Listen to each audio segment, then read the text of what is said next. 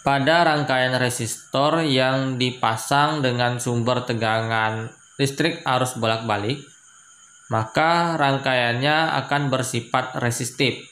Jika pada rangkaian hanya terdapat komponen resistor, maka sifatnya dinamakan dengan resistif murni. Nah, untuk rangkaian resistif ini, tegangan dan kuat arusnya sefase.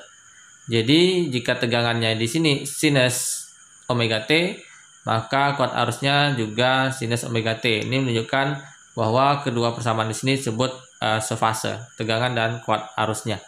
Nah, jika kita visualkan dalam bentuk grafik sinusoidal, kemudian juga kita akan lihat dari diagram fasornya ya, ada istilah diagram fasor, maka di sini kita gambarkan grafiknya. Ini untuk waktunya dan yang vertikal ini menandakan nilai amplitudenya. Nah, di sini yang warna merah ini adalah grafik tegangannya. Ini berarti amplitudenya, tegangan maksimum.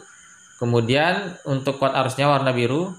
Nah, karena sefase maka arus dan tegangan ini mulai dari titik yang sama, yaitu sama-sama mulai dari 0. Kemudian lihat arahnya ini, karena tegangannya ke arah atas terlebih dahulu, maka arusnya juga ke arah atas. Itu menandakan bahwa tegangan dan kuat arus itu sefase. Kedua gelombang sini sefase. Nah, kemudian ada juga bentuk dari diagram fasor. Nah, apa diagram fasor di sini? Diagram fasor di sini adalah bentuk proyeksi atau visual dalam bentuk vektor yang menjelaskan keterkaitan antara dua buah besaran vektor yang berputar ya. Nah, untuk memahami pembacaan diagram fasor di sini kita ingat cara membaca sudut ya. Itu adalah berlawanan putaran jarum jam. Oke. Jadi membacanya itu berlawanan putaran jarum jam seperti ini. Nah, untuk di diagram fasornya nanti tidak akan terlihat batas-batas derajatnya ya. Jadi hanya digambarkan di sini tegangan dan kuat arusnya. Jadi ada ya misalkan di sini saya gambarkan warna merah ini untuk tegangan, panjang dari panas ini menandakan nilai amplitudenya ya, nilai maksimumnya. Kemudian arusnya juga sama arahnya ya. Ini menunjukkan sefase. Nah, jika tegangannya miring sekian derajat maka arusnya juga sama. Ini menunjukkan bahwa tegangan dan arus ini resistif atau sefase.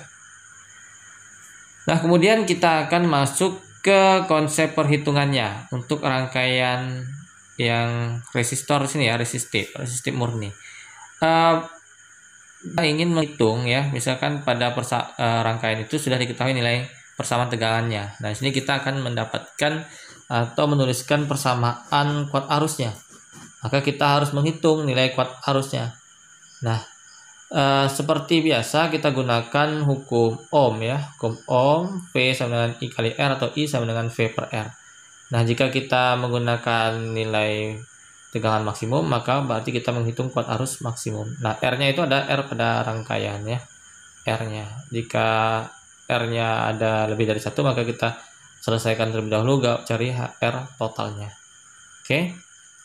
Nah, kemudian setelah kita dapatkan maka kita dapat bentuk persamaannya. Nah, untuk nilai sin omega T-nya sama dengan nilai pada tegangannya ya. Yang berikutnya rangkaian induktor yang terhubung dengan sumber tegangan arus bolak-balik. Nah, induktor itu adalah lilitan, di sini simbolnya adalah L. Nah, sifat rangkaiannya itu adalah bersifat induktif. Nah, jika hanya ada komponen induktor pada rangkaian maka dikatakan induktif murni.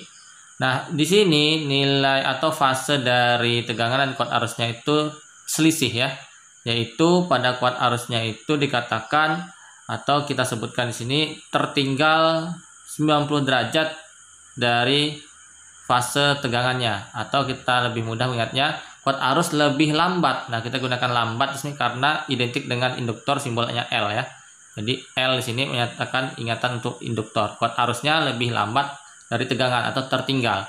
Nah, karena murni maka tertinggalnya itu adalah sebesar V per 2 atau 90 derajat. Oke, jadi ini khusus untuk yang sifatnya murni, tertinggal 90 derajat. Nah, kita visualisasikan dalam bentuk grafik sinusoidalnya sama seperti tadi grafiknya. Jika kita gambarkan grafik tegangannya, grafik sinus tegangannya itu mulai dari 0 derajat, oke, ke arah atas, maka di sini karena kuat arusnya tidak sefase tetapi tertinggal 90 derajat, maka kuat arusnya mulai dari, ya kalau supaya terlihat tertinggal tegangannya 0, berarti arusnya mulai dari minus ya, minus 90 derajat. Nah, jadi kira-kira seperti ini ya, kita coba gambarkan ulang. Jika misalkan kuat arusnya mulai dari 0, berarti karena kuat arusnya tertinggal, berarti tegangannya mulai dari positif 90 derajat. Oke, bisa dipahami ya. Jadi yang penting kuat arusnya dibawa dari atau tertinggal dari tegangan. Nah, bagaimana dengan diagram fasornya juga sama. Nah, apabila tegangannya kita gambarkan di 0 derajat, oke, ini ada posisi 0 derajat, maka kuat arusnya akan tertinggal. Ya, cara membacanya kan berlawanan jarum jam, maka arusnya harus berada di posisi sebelum ya. Nah, berarti I-nya di minus 90 derajat atau di bawah seperti ini. Nah, kalau tegangannya di plus 90 derajat, maka kuat arusnya di posisi 0. Oke, bisa dipahami ya? Oke. Nah, sekarang kita akan masuk ke konsep perhitungannya. Nah, bagaimana dengan, seperti biasa kita akan menghitung nilai kuat arusnya, mendapatkannya bagaimana? Apakah masih menggunakan hukum Ohm seperti tadi? Ya, konsep dasarnya sama. Hanya saja hukum Ohm itu tentunya kita perlu nilai hambatannya, sedangkan di sini kan induktor itu satuannya adalah Henry. Nah, ini bukan nilai hambatan, bukan satuan dari hambatan. Maka kita harus menghitung nilai hambatan dari induktor terlebih dahulu. Nah, dikenal dengan reaktansi induktifnya atau XL. Nah, ini artinya kita menghitung nilai hambatannya. Nah, diperoleh dari omega dikali L. Omeganya kita dapatkan dari mana? Dapatkan dari persamaannya tadi. Itu kan ada sin omega T gitu ya. Nah, di sini maka satuannya sudah menjadi ohm. Nah, setelah kita dapatkan XL-nya, kita akan masukkan ke dalam persamaan hukum Ohm, menghitung kuat arus, yaitu I sama dengan V per R. Nah, V-nya sama, kita ambil dari persamaan, maka R-nya di sini adalah nilai hambatannya tadi, reaktansi induktif. Nah, berarti I maksimum sama dengan V maksimum per XL. Yang ketiga adalah rangkaian kapasitif murni, yaitu rangkaian yang hanya ada komponen kapasitornya pada sumber tegangan arus bolak-balik. Nah, di sini jika induktif tadi tertinggal 90 derajat ya, maka untuk kapasitif murni di sini kuat arusnya lebih cepat 90 derajat atau mendahului tegangannya sebesar 90 derajat. Itu fasenya ya. Nah, di sini kita tuliskan ya untuk lebih mudah mengingatnya. Maka di sini adalah kuat arus ya, ingat kata kuncinya mulai dari kuat arus lebih cepat. Nah, di sini kata cepat identik dengan huruf C kapasitor, lebih cepat dari fase tegangannya. Oke, jadi karena murni tadi ya mendahulinya atau lebih cepatnya sebesar 90 derajat atau pi per 2. Nah, kita gambarkan grafik sinusoidalnya. Nah, grafik sinusoidalnya ya kita dengan mudah mengingatnya ya. Apabila tegangannya ini kita gambarkan di posisi 0 derajat, maka kuat arusnya harus mendahului di posisi V per 2. Ya, di sini kita menggunakan V per 2 karena ini murni ya. Nah, kemudian untuk diagram fasornya juga sama. Oke, sudah kita bahas di sebelum-sebelumnya. Ini tidak sulit ya. Jika V-nya kita gambarkan posisi 0, maka arusnya harus lebih dulu 90 derajat. Nah, jika kita ubah seperti ini, maka I-nya juga ya, cara membacanya tadi adalah berlawanan putaran jarum jam.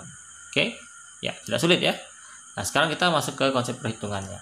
Sama seperti pada induktor tadi, kita harus menghitung nilai hambatan dari kapasitornya terlebih dahulu. Nah, kapasitor itu satuannya farad, maka nilai hambatannya kita sebut dengan reaktansi kapasitor ya atau kapasitif. XC itu diperoleh. Nah, ini harus hati-hati ya, kalau XL tadi omega kali L, ini ada seper dari omega kali C. Nah, setelah kita dapatkan nilai hambatannya, kita dapat dengan mudah menghitung kuat arusnya, yaitu V per hambatannya, XC.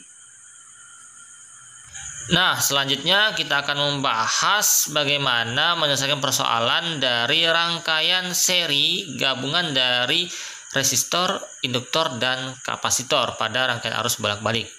Nah, di sini kita memerlukan nilai hambatan dari ketiganya. Berarti ada XL dan XC-nya. Nah, jika kita mengingat untuk menggabungkan, misalkan sini lebih dari satu resistor, ada 3, maka tentunya kalau seri hambatan totalnya adalah R1 plus R2 plus R3. Jika nilainya adalah 1 ohm, 2 ohm, dan 3 ohm, tentu hambatan totalnya adalah 6 ohm. Ya, gampang ya ditambahin ya. Nah, berbeda dengan rangkaian seri RLC di sini. Maka cara mendapatkan hambatan totalnya itu di sini istilahnya adalah impedansi. Ya, impedansi ini ya seolah-olah di sini adalah menghitung hambatan total ya, tetapi caranya itu ya seperti ini, yaitu menggunakan ya rumus Pitagoras ya. Di sini R kuadrat plus dari kuadrat dari selisih XL dan XC. Jadi R kuadrat plus selisih rektansi kemudian dikuadratkan. Nah, setelah kita dapatkan nilai impedansinya yang tidak lain ada hambatan total dari rangkaian di sini, maka kita hitung kuat arusnya menggunakan ya V per R. R totalnya sini adalah Z ya, jadi V per Z. Oke. Selanjutnya seperti pada umumnya ya, sifat pada rangkaian seri itu kuat arus di setiap komponennya itu adalah sama. Maka arus pada masing-masing komponen sini nilainya sama. Jika kita tadi hitung kuat arusnya sekian, maka berarti kuat arus pada resistor, pada induktor dan kapasitor juga nilainya sama. Nah, kalau begitu, kalau kuat arusnya tadi sama semuanya sudah kita dapatkan, maka kita bisa dengan mudah menghitung nilai tegangan pada masing-masing komponen. Nah, tegangan pada masing-masing komponen tentunya berbeda. Nah, jika kita hitung I dikali R, I dikali XL untuk tegangan induktor dan kapasitornya adalah I kali XC. Nah, sini kalau R, XL, XC-nya beda-beda kan pasti tegangannya juga berbeda. Nah, jika pada rangkaian itu hanya ada hambatan dan induktor saja, bagaimana? Ya, ini tentunya tidak usah bingung. Berarti pada persamaan Z-nya di sini XC-nya tinggal diabaikan, dianggap 0 karena tidak ada nilai XC-nya. Nah, tetapi kalau misalkan hanya ada R dan C, berarti XL-nya tidak usah dihitung, dianggap 0. Walaupun di sini berarti jadi R kuadrat plus min XC kuadrat. Wah, min kan dikuadratkan tetap positif. Paham ya maksudnya ya? Jika hanya ada dua komponen, berarti hanya ada dua komponen saja dalam persamaan. Nah, selanjutnya nanti akan sama saja. Paham ya? Oke. Nah, bagaimana dengan diagram fasornya di sini? Diagram fasornya ya kita akan jelaskan menggunakan diagram. Di sini kita gambarkan nilai fasor I dan tegangannya ya. Kalau untuk resistornya kan tadi kan ya sifatnya kuat arus dan tegangannya itu sefase ya. Jadi kalau misalkan tegangan resistornya pada posisi 0, arusnya di posisi 0. Tetapi kalau untuk yang induktor ya, kita lihat di sini nilai tegangan induktornya itu kan atau kuat arus terhadap tegangan induktor itu kan tertinggal ya. Oke, betul ya. Terhadap tegangan kita gambarkan ulang saja di sini. Jadi misalkan ini adalah tegangan resistor, ini arusnya sefase, oke. Kemudian ini adalah kuat arus terhadap tegangan induktornya itu tertinggal 90 derajat, tetapi arus terhadap tegangan kapasitornya sini lebih dulu 90 derajat. Oke, betul ya gambarnya seperti yang tadi. Kita gabungkan saja di sini. Nah, maka di sini kalau secara vektor berarti kan penyelesaiannya gimana nih? Ayo ingat. Ya, kita hilangkan dulu arusnya. Kita selesaikan dulu vektor yang bisa kita kurangkan atau jumlahkan. Nah, sini tegangan induktor dan kapasitornya kan berlawanan arah, ini bisa kita kurangkan. Nah, kalau kita kurangkan, kita gambarkan misalkan lebih besar VL-nya. Jika seperti ini. Nah, berarti tinggal kita pitagoraskan antara selisih VL VC dengan VR. Nah, inilah asal dari rumus Pitagoras yang tadi. Jadi nilai V-nya ini adalah Pitagoras dari VR kuadrat dan selisih dari VL min VC kuadrat. Oke, bisa dipahami di sini ya. Oke. Ini asal-usul dari nilai impedansi tadi, kenapa rumus Pitagoras ya. Karena penyelesaian itu penyelesaian vektor dari diagram fasornya. Nah, berlaku juga dengan Z. Aku kita gambarkan di sini ya. Kita gambarkan ya di sini saja. Nah, jika ini adalah nilai hambatannya ya, seperti VR tadi. Kemudian di sini selisih dari XL dengan XC-nya kita gambarkan segitiga saja di sini. Ini supaya muat ya. Nah, maka Pitagorasnya itu adalah nilai Z-nya tadi. Sekarang kita akan coba mengerjakan contoh soal rangkaian seri RLC. Di sini nilainya sudah tersedia ya. Kita akan menghitung nilai kuat arusnya, kuat arus maksimum ya, dan nilai tegangan pada masing-masing komponen. Nah, langkah pertama tentu kita memerlukan nilai rektansi atau hambatan dari komponen rektansi induktor dan rektansi kapasitornya. Nah, kita masukkan dalam persamaannya, XL ini omega L, omega yang kita peroleh dari persamaan itu ada 200 ya, sin 200T itu berarti omeganya 200. Nah, kemudian kita hitung XC-nya. Di sini kapasitornya dalam satuan mikrofarad, berarti harus kita ubah ke dalam farad dulu ya. Nah, oke, pangkat min 6 di situ ya. Oke, kita lihat perhitungannya di sini. Sudah kita dapatkan ya rektansi masing-masing 250 ohm untuk XL-nya dan XC-nya 200 ohm. Nah, kemudian baru kita bisa hitung nilai impedansi, nilai Z-nya. Kenapa hitung impedansi? Supaya kita bisa hitung arusnya nanti ya. Impedansi ini kan adalah hambatan totalnya. Ya, masukkan di sini berarti R-nya 120 kuadrat, ini selisihnya berarti 50 ya, selisihnya 50 kuadrat. Nah, triple Pitagoras nih, 12, 5 pasti 13 ya, 13. Karena disitu puluhan ya, ada angka nolnya berarti 130 ya, 130 ohm. Oke, sudah kita dapatkan impedansinya. Oke, bisa kalian putar perlahan ya, karena di sini saya percepat. Untuk menghitung langkah berikutnya adalah menghitung kuat arus, langkah ketiga. Setelah kita dapatkan nilai impedansinya, menggunakan VM ya, kita menghitung kuat arus maksimum, berarti VM-nya 260 volt per 130 ohm, berarti 2 ampere. Nah, setelah dapatkan nilai kuat arusnya, ingat kuat arus pada tiap komponen itu sama, sehingga kita tinggal kalikan dengan nilai masing-masing hambatan. V sama dengan I kali R, VL I kali XL ya, jangan L ya, I kali XL, kemudian VC I dikali XC. Oke, di sini nilainya masing-masing sekian. Bisa dipahami ya? Oke, pertanyaan selanjutnya begini.